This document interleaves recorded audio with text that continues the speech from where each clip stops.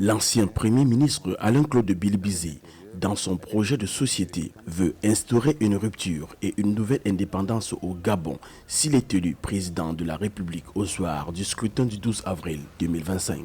Le candidat à la présidentielle a fait de sa campagne électorale une campagne de proximité. Bilibizé, à travers cette campagne de proximité, touche du bout des doigts la réalité dans laquelle les populations gabonaises vivent.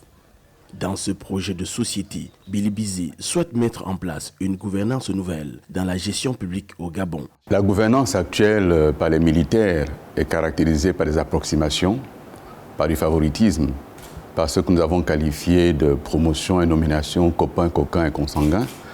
Elle est caractérisée par un manque absolu de transparence, par les violations flagrantes de la loi, y compris sur le code des marchés publics où des entreprises privées obtiennent des marchés d'État sans appel d'offres, sans mise en concurrence. C'est un scandale. Il faut mettre un terme à cela et aller vers une gouvernance plus responsable, plus respectueuse à la fois de la loi gabonaise, mais aussi des normes internationales. Alain-Claude Bilibizé met notamment en relief les 12 chantiers prioritaires qu'il compte réaliser pendant les 100 premiers jours de sa gouvernance s'il est porté à la magistrature suprême. Parmi ces 12 chantiers prioritaires figure le nouveau contrat social à travers l'allocation mensuelle de 150 000 francs CFA aux citoyens qui n'ont pas de revenus. 150 000 francs CFA aux citoyens sans revenus. Nous mettons en œuvre cette mesure d'abord parce que le Gabon est un pays riche.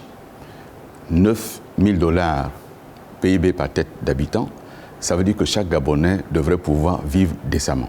Le sujet aujourd'hui, ce sont les inégalités entre ceux qui dirigent, ceux qui sont en haut, qui sont une petite classe et qui accaparent toutes les richesses du pays et le plus grand nombre. Concernant l'endettement du Gabon, dont le PIB en décembre 2024 se situait à 55,2% et qui est en deçà des normes au sein de la CEMAC qui plafonne l'endettement public à 70% du PIB, Alain-Claude Bilibizé est clair. Nous allons redresser cela, faire en sorte de se dégager des marges de manœuvre, rééchelonner certains points de cette dette-là, la restructurer pour avoir des marges budgétaires et financer le fonctionnement d'une part, mais surtout financer le développement.